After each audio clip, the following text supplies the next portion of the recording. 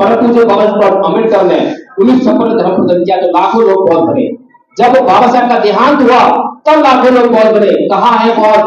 अगर इतने बौद्ध होते तो ये देश सबका बौद्धमय हो गया होगा। लेकिन दुर्भाग्य है कि बौद्ध के नाम पर केवल नाम के आगे बौद्ध लगा है। बौद्ध धर्म की उनसे बात पूछ लो, बौद्ध धर्म का एक भी अक्षर नहीं पता है। जिसको बौद्ध धर्म का ज्ञान ही नहीं है वो बौद्ध धर्म का प्रचार कैसे करेगा? इसीलिए मैंने थोड़ा सा प्रयास किया। 1950 का संविधान लागू होता है, 56 में बाबा साहब बौद्ध धर्म ग्रहण करते हैं। अगर संविधान हमारी सभी समस्याओं का हल होता तो परम पूज्य बाबा साहब डॉक्टर भीमराव अम्बेडकर इस समाज को बौद्ध धर्म ग्रहण करने के लिए नहीं कहते। बौद्ध धर्म प्रतिष्ठा राम की इस भूमि से गायब हो गई है, कोई जानता ही नहीं है। विदेशों में चले जाओ, कहीं भी राम का नाम लो, शिव जी का नाम लो, कृष्ण जी का नाम लो, कोई नहीं जानता कहां से कौन है। और दुनिया के किसी भी कोने में जाके बुद्ध का नाम ले लो तो बोलेंगे आप भारत से आए हो। दुनिया के किसी भी कोने में जाके बोलो कि मैं भारत से आया हूं तो बुद्ध की धरती से आए हो, कहने की जरूरत नहीं पड़ती है। इसलिए जो प्रतिष्ठा हो चुकी थी उसको पुनर्स्थापित करने के लिए प्राण प्रतिष्ठा की थी। और आपको बताया गया कि इस मूर्ति में जान डाल दी गई है। चलिए, जान डाल दी गई। 2 दिन बाद ही एक बयान आया, एक पुजारी है बहुत बड़े महंत रामभद्राचार्य जी, वो कहते हैं कि जब आप बीमार पड़ जाओ तो आप राम मंदिर जाओ, आप हनुमान चालीसा पढ़ो। और ज्यादा दिन नहीं हुए, 4 दिन बाद ही बीमार पड़े। अब इस देश के लोग वो प्लेबेंस की तरह से हैं जिनको मंदिर चाहिए और मंदिर के नाम पर वोट देने के लिए तैयार रहते हैं। 4 दिन बाद रामभद्राचार्य जी बीमार पड़ गए, ना तो वो राम मंदिर गए और ना ही उन्हें हनुमान चालीसा पढ़ा। लेकिन इस देश के लोगों ने ये सवाल ही नहीं किया। इस देश के लोग सवाल नहीं किया कि रामभद्राचार्य जी आप बीमार पड़े तो आप क्यों मंदिर नहीं गए, आपने क्यों नहीं हनुमान चालीसा पढ़ा? तो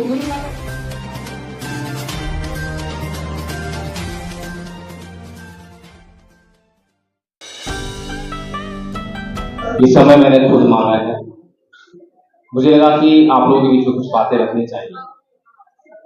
शब्द बहुत महत्वपूर्ण होते हैं, कि शब्दों से भाव निकलते हैं और ये भाव भावना बनाते हैं और भावना से विचार बनते हैं और विचारों की विचारधारा निकलती है। और विचारधारा तय करती है कि आपके जीने की राह कैसी है। अभी कुछ वक्त आप पूर्व में बोल रहे थे, अनजाने में बोल रहे थे, मैं लांछन नहीं लगा रहा, कुछ शब्दों का प्रयोग किया जो कि हमारी जिस विचारधारा की हम बात कर रहे हैं उसके सर्वथा विपरीत है। महात्मा शब्द का इस्तेमाल कर रहे हैं, महात्मा जो केवल फूले, महात्मा बुद्ध। ये हमें कहने में देर नहीं लगनी चाहिए कि ये कौन सी संस्कृति के शब्द हैं। जब हम इन शब्दों का इस्तेमाल करते हैं तो हमारा जुड़ाव सीधे वही हो जाता है, कनेक्शन नहीं बैठ जाता है। तो इसलिए हमें शब्दों का जो है थोड़ा सोच समझ के इस्तेमाल करना चाहिए। एक बार की बात है, एक बुढ़िया थी, एक खंबे के नीचे जो है जहां लाइट जल रही थी वहां पर अपनी सुई ढूंढ रही थी। बहुत देर हो गई सुई ढूंढते ढूंढते, एक आदमी आया, उसने कहा भी बुढ़िया परेशान हो रही है, मेरी थोड़ी हेल्प कर दो। तो वो भी लग गया सुई ढूंढवाने के लिए। बहुत देर बाद वो बोला कि हे बूढ़ी भाई, क्या तेरी सुई जो अक्षर पता है कि यही खोई थी? तो बुढ़िया बोलती है कि नहीं बेटा, सुई तो मेरी झुग्गी में खोई थी, झोपड़ी में खोई थी, लेकिन यहाँ रोशनी है इसलिए मैं यहाँ ढूंढ रही हूँ। तो ये हालात आज हमारे देश में बहुजन आंदोलन के हैं। जितने भी आंदोलन चल रहे हैं दिशाहीन चल रहे हैं। अभी पूर्व में बहुत सारे आंदोलन हुए, कोई ईवीएम का आंदोलन कर रहा है, कोई विश्वविद्यालय नौकरी का आंदोलन कर रहा है, कोई आंदोलन कर रहा है। लेकिन क्या आंदोलन चलना चाहिए था, उस पर ध्यान नहीं। हमारे महान पुरुषों ने कभी भी अपने आप को एमएलए एमपी बनाने का आंदोलन नहीं किया। समाज को एमएलए एमपी बनना चाहिए, समाज को एमएलए एमपी बनाने का आंदोलन किया। लेकिन क्या आज जो आंदोलन चल रहे हैं, अभी हमने देखा कि लोकसभा चुनाव से पहले अभी जो आंदोलन कर रहे थे वो अपने एमएलए एमपी बनने की राह तलाश रहे थे। कहीं कांग्रेस में जगह मिल जाए, कहीं बीजेपी जगह मिल जाए, कहीं समाजवादी पार्टी मिल जाए, कहीं बसपा मिल जाए। तो यानी कि जो आंदोलन चल रहे थे वो सामाजिक हित के लिए नहीं चल रहे थे, सामाजिक उद्देश्य के लिए नहीं चल रहे थे, समाज के किसी मिशन के लिए नहीं चल रहे थे, वो आंदोलन अपने लिए चल रहे थे। और जब तक कोई आंदोलन समाज के लिए नहीं चलेगा तो समाज का उद्देश्य कहां से पूरा होगा। एक कहानी और है रोम की। रोम में दो जातियां थी, एक शासक जाति थी पैट्रिशियन, और एक शोषित जाति थी, जैसे हमारी जातियां हैं चमार, भानक, माली, ये जो एससी एसटी ओबीसी, प्लेबियन। तो प्लेबियंस को कोई अधिकार नहीं था कि वो राजा बन सके या राजा को चुन सके। तो बड़े लंबे संघर्ष के बाद प्लेबियन ने वो एक अधिकार प्राप्त कर लिया कि वो अपने वोट के जरिए अपना राजा चुन सकते हैं, बड़े मुश्किल से। लेकिन वहां पर एक परंपरा थी, वो परंपरा थी कि वहां पर एक देवी को बड़ी मान्यता थी, और कोई भी जो राजा चुना जाता था तो उस राजा को देवी के मंदिर में जाना पड़ता था, और उस मंदिर में पुजारी था। तो पुजारी जो है देवी से पूछता था कि क्या तुझे ये राजा स्वीकार है। केवल उस देवी की स्वीकृति के बाद ही उस राजा को राजा नियुक्त किया जा सकता था। प्लेबियंस ने बहुत सालों तक बड़ा कड़ा संघर्ष किया था, खूनी संघर्ष भी हुआ, बहुत सारी जानें भी गंवाई। लेकिन जब उनका चुनाव हुआ राजा, क्योंकि संख्या में प्लेबियन ज्यादा थे और शासक वर्ग कम था, तो प्लेबियंस का जब राजा उस मूर्ति के सामने गया तो वहां मंदिर के पुजारी ने कहा कि ये राजा जो है देवी को पसंद नहीं है, देवी इस राजा को नहीं चाहती। तो प्लेबियंस ने इतने लंबे संघर्ष के बाद केवल एक ऐसी मान्यता जो कि अंधविश्वास से भरी थी, अंधश्रद्धा से भरी थी, उसके पीछे कोई वैज्ञानिकता नहीं थी, कोई तर्क नहीं था, उसके कारण इतने लंबे संघर्ष के बाद जो अधिकार प्राप्त किया था उसको झटके में गवा दिया। आज यही हालत हमारी भी हुई। यह समाज संख्या में 85% है और इस पर राज करने वाले लोग केवल 3% हैं। कारण हमने देखा पीछे अभी जो है 22 जनवरी को राम मंदिर का बहुत उद्घाटन हुआ, उसमें प्राण प्रतिष्ठा डाली गई। अब सोचने वाली बात है कि प्रतिष्ठा जो शब्द होता है उसका मतलब क्या होता है। प्रतिष्ठा का मतलब होता है मान सम्मान को स्थापित करना, ये होता है ना, प्राण फूकना नहीं होता। तो यानी कि जो प्रतिष्ठा राम की इस भूमि से गायब हो गई है, कोई जानता ही नहीं है। विदेशों में चले जाओ, कहीं भी नाम का नाम लो, शिव जी का नाम लो, कृष्ण जी का नाम लो, कोई नहीं जानता कहां से कौन है। और दुनिया के किसी भी कोने में जाके बुद्ध का नाम ले लो तो बोलेंगे आप भारत से आए हो। दुनिया के किसी भी कोने में जाके बोलो कि मैं भारत से आया हूं तो बुद्ध की धरती से आए हो, कहने की जरूरत नहीं पड़ती है। इसलिए जो प्रतिष्ठा हो चुकी थी उसको पुनर्स्थापित करने के लिए प्राण प्रतिष्ठा की थी, और आपको बताया गया कि इस मूर्ति में जान डाल दी गई है। चलिए जान डाल दी गई, 2 दिन बाद ही एक बयान आया। एक पुजारी है बहुत बड़े महंत रामभद्राचार्य जी, वो कहते हैं कि जब आप बीमार पड़ जाओ तो आप राम मंदिर जाओ, आप हनुमान चालीसा पढ़ो। और ज्यादा दिन नहीं हुए, 4 दिन बाद ही बीमार पड़े।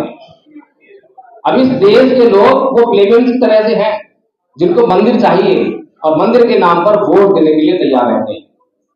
4 दिन बाद रामभद्राचार्य जी बीमार पड़ गए, ना तो वो राम मंदिर गए और ना ही उन्हें हनुमान चालीसा पढ़ा। लेकिन इस देश के लोगों ने ये सवाल ही नहीं किया। इस देश के लोग सवाल नहीं किया कि रामभद्राचार्य जी आप बीमार पड़े तो आप क्यों मंदिर नहीं गए, आपने क्यों नहीं हनुमान चालीसा पढ़ा। तो कुल मिलाकर कहने का मतलब ये है कि हमारा जो आंदोलन है वो किस दिशा में चल रहा है उसकी जांच भी हमें करनी चाहिए। आज परम पूज्य बाबा डॉक्टर भीमराव अम्बेडकर की जयंती को मनाने के लिए हम इकट्ठा हो गए, उनका गुणगान करते रहेंगे तो कुछ फायदा होने वाला नहीं है। लेकिन उन्होंने हमारे लिए क्या लक्ष्य निर्धारित किया है, अगर उस पर फोकस करेंगे, उस पर काम करेंगे, उसके लिए योजना बनाएंगे तो हमें उससे जरूर लाभ होगा। हमारे जो महापुरुष हुए हैं, माननीय साहेब कांसीराम जी का भाषण जिन्होंने सुना हो, कभी उन्होंने बाबा साहेब का गुणगान किया क्या? नहीं किया। लेकिन जो उन्होंने बाबा साहेब के द्वारा लक्ष्य निर्धारित किया था उसको अपना लक्ष्य बनाकर उसकी कैसे उसको प्राप्त किया जाए उसकी योजना बनाई, उस पर काम किया और लक्ष्य को प्राप्त कर लिया। ये सीधी सी बात है, कोई मैं अटपटी बात नहीं कर रहा हूं। जो हमारे सामने हमारे महापुरुषों ने हमें गुलामी से निकालने के लिए जो लक्ष्य है हमारे लिए निर्धारित किया है, अगर हम उसको समझेंगे नहीं तो हम जो है उसके लिए योजना नहीं बना पाएंगे। योजना नहीं बनेगी हम काम नहीं कर पाएंगे। परम पूज्य बाबा डॉक्टर भीमराव अम्बेडकर बचपन से अत्याचार सहन कर रहे थे। अभी साहब बता रहे थे कि उनको गाड़ी में नहीं बैठने दिया, जब नाई के पास बाल काटने गए तो नाई ने बाल नहीं काटे, स्कूल में पढ़ने के लिए गए तो अध्यापक ने उन्हें भीतर बैठकर पढ़ने नहीं दिया, जब प्यास लगी तो चपरासी ने उनको पानी नहीं पिलाया, चपरासी ने तो पानी कैसे पीते, जब नौकरी पाली वडोदरा रियासत में नौकरी करने गए तो चपरासी ने उनको फाइल दी नहीं बल्कि इनको फेंक के मारी, नौकरी नहीं करने दी। ये दुनिया भर के अत्याचार वो सहन कर रहे थे, उन्हें समझ में नहीं आ रहा कि अत्याचार क्यों हो रहा है, कौन कर रहा है। लोग कह रहे थे कि नाई अत्याचार कर रहा है, अध्यापक अत्याचार कर रहा है, गाड़ी वाला अत्याचार कर रहा है, चपरासी अत्याचार कर रहा है, लोग ऐसा सोचते, आज भी सोचते हैं ऐसे ही। SC ST एक्ट है, हमारा ब्राह्मण अत्याचार कर रहा है, पढ़िया अत्याचार कर रहा है, चलो SC ST एक्ट पे मुकदमा दर्ज कराओ। लेकिन जब परम पूज्य बाबा साहब डॉक्टर भीमराव अम्बेडकर इस देश के हिंदुओं के जिस व्यवस्था से वो आते थे, वो जब धर्म ग्रंथ उनके पढ़ते हैं, रामायण महाभारत मनुस्मृति को पढ़ते हैं, तो वो इस नतीजे पर पहुंचते हैं कि ये जो मेरे ऊपर बचपन से अत्याचार हो रहे थे, ये ना तो कोई नाई अत्याचार कर रहा था, ना अध्यापक अत्याचार कर रहा था, ना कोई चपरासी अत्याचार कर रहा था, बल्कि ये एक व्यवस्था है जो मुझ पर अत्याचार कर रही थी। मुझ पर ही अत्याचार नहीं कर रही थी, बल्कि मेरे पूरे समाज पर हजारों सालों से अत्याचार कर रही थी। इसीलिए उन्होंने 25 दिसंबर 1927 को मनुस्मृति को आग के हवाले किया और 13 अक्टूबर 1935 को यह निर्णय लिया, मंच के माध्यम से घोषणा की कि मैं हिंदू धर्म में पैदा हुआ, यह मेरे बस की बात नहीं थी, लेकिन मैं हिंदू मरूंगा नहीं। और 21 साल बाद परम पूज्य बाबा साहब डॉक्टर भीमराव अम्बेडकर 14 अक्टूबर 1956 को नागपुर की दीक्षा भूमि से बौद्ध धर्म को ग्रहण करते हैं। लेकिन इन दोनों बातों का हमसे कुछ सरोकार नहीं है, हमारे दिमाग में बाबा साहेब नहीं, उनके काम नहीं है, हमारे दिमाग में जयंती है, जयंती मनानी है, सेलिब्रेशन करना है, हम सेलिब्रेट करने वाले लोग हैं। हम ताली बजाते हैं क्योंकि हमें मजा आया, सुनने में अच्छा लगा, इसलिए ताली बजाते। मनोरंजन की संस्कृति में जीने वाले लोग हैं। आज यहाँ पर भगवान बुद्ध की तस्वीर नहीं है। जो प्रथम गुरु हैं बाबा साहेब के, 3 गुरु बताए थे स्मृति जी ने। प्रथम गुरु तथागत बुद्ध हैं, दूसरे गुरु कबीरदास हैं, तीसरे गुरु महामना ज्योतिबा फूले हैं। तो परम पूज्य बाबा साहेब डॉक्टर भीमराव अम्बेडकर इस समाज की समस्याओं पर फोकस करते हुए कहते हैं कि इस समाज पर एक व्यवस्था लगातार अत्याचार कर रही है और इस देश में 2 संस्कृतियों के बीच में लगातार संघर्ष चल रहा है, युद्ध चल रहा है। वो है ब्राह्मण संस्कृति और बौद्ध संस्कृति या समर संस्कृति। तो परम पूज्य बाबा साहेब डॉक्टर भीमराव अम्बेडकर जब ये कहते हैं कि आपकी सभी समस्याओं का हल राज्य सत्ता में है, इसलिए राज्य सत्ता को हासिल कर लो, राज्य सत्ता को हासिल कर लो, तो खाली इतना कहकर नहीं छोड़ देते, उसके लिए एक योजना बताते हैं कि आपको राज्य सत्ता कैसे हासिल होगी, कैसे आप जो उससे महरूम हो। संख्या तो आपकी ज्यादा है। अब बड़े एक दिलचस्प बात है, कार्ल मार्क्स को कितने लोग जानते हैं? कार्ल मार्क्स को जरा जानते हैं? कार्ल मार्क्स ने जिन लोगों के लिए सिद्धांत दिया, सभी जानते हैं कि मजदूरों के लिए उसने सिद्धांत दिया, मजदूरों पर अत्याचार हो रहे थे, मजदूरों का शोषण हो रहा था, तो इसके लिए उसने क्या कहा कि हे दुनिया भर के मजदूरों, तुम संख्या में अधिक हो, तुम इकट्ठे हो जाओ, तुम इन फैक्ट्रियों पर कब्जा कर लो और इन फैक्ट्रियों को तुम अपने हाथों चलाओ और उसका जो लाभ होगा आपस में बांट लो। ये किसके लिए कहा कार्ल मार्क्स ने? मजदूरों के लिए। लेकिन दुर्भाग्य रहा कि उसके सिद्धांत को मजदूरों ने नहीं पढ़ा। किसने पढ़ा? जो लोग उनका शोषण कर रहे थे, उन लोगों ने उस सिद्धांत को बड़ी बारीकी से पढ़ा। फिर क्या किया? फिर पढ़कर जो है उनको सहूलतें दे दी। और आज हम देखते हैं कि जहां पर कार्ल मार्क्स की विचारधारा पर आधारित पार्टियों के अंदर मजदूरों को संगठित होना चाहिए था, कोई नहीं है। कोई कांग्रेस में, कोई बीजेपी में, कोई कहीं पर है, कोई मतलब ही नहीं कार्ल मार्क्स से।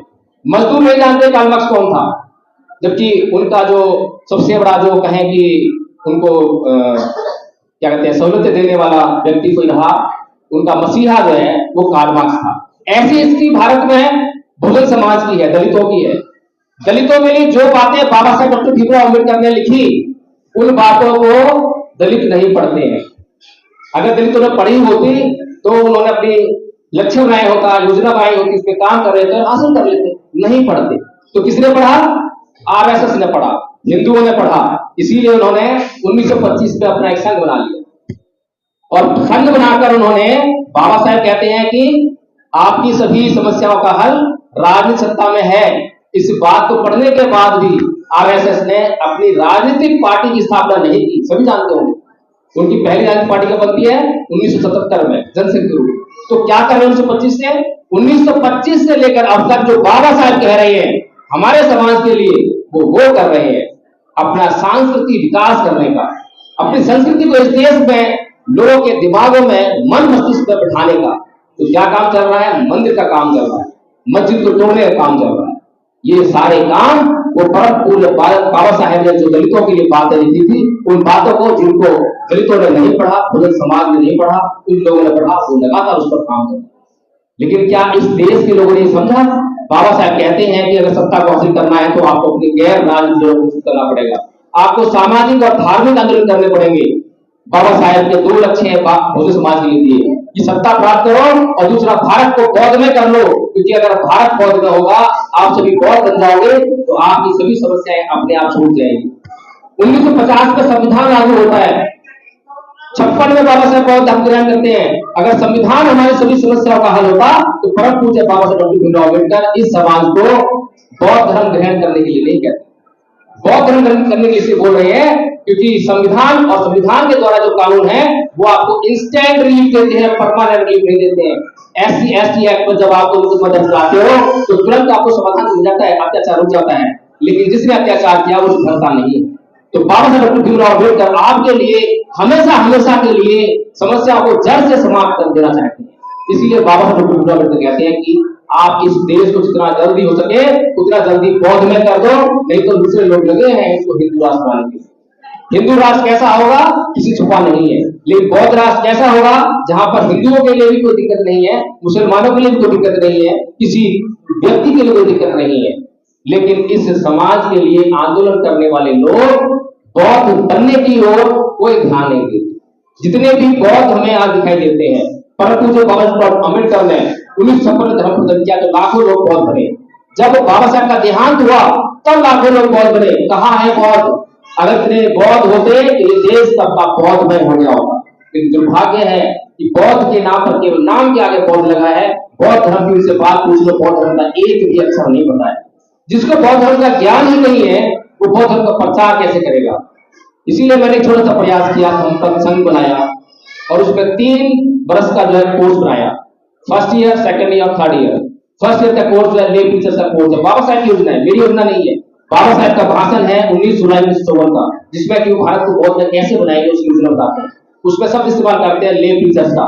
उसके आधार पे हमने जो है धम्माचार्य बनाने का कोर्स किया। प्रथम वर्ष का धम्माचार्य, द्वितीय वर्ष का हमने संस्कारकर्ता बनाने का और तृतीय वर्ष का बौद्ध बनाने का। इस प्रकार से हमने जो धम्मपद संघ के माध्यम से ये निश्चित किया कि जितने भी हमारे समाज के लोग हैं कम से कम फर्स्ट ईयर का कोर्स कर ले, 4 पेज का छोटा सा कोर्स है। अगर इतना कोर्स कर लेंगे तो कम से कम बौद्ध धर्म के बारे में बेसिक जानकारी ले लेंगे और अपने जो चर्चा करते हैं, महिलाएं चर्चा करती हैं आसपास में, तो वो अभी उनके पास बौद्ध धर्म का ज्ञान नहीं है, चर्चा क्या करेंगे?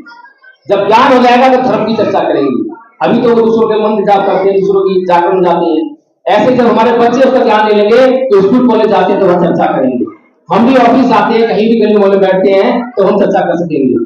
जब कर सकेंगे जब हमें बौद्ध धर्म का ज्ञान होगा। तो परम पूज्य बाबा डॉक्टर भीमराव अम्बेडकर हम जयंती मना रहे हैं। अगर हम ईमानदार हैं, अगर हम बेईमान नहीं है, अगर बिल्कुल भी बेईमान नहीं है, तो हमें वो लक्ष्य दोनों ध्यान रखने चाहिए कि बाबा साहेब के लिए नहीं है, उन्होंने दोनों लक्ष्य अपने लिए नहीं हमारे लिए निर्धारित किए। अगर हम अपना भला चाहते हैं तो जितना जल्दी हो सके उतना जल्दी हम उनके दिखाए हुए मार्ग पर आरूढ़ हो जाएं और अपनी समस्याओं का हल कर लें। सभी को जय भीम, नमो बुद्धाय।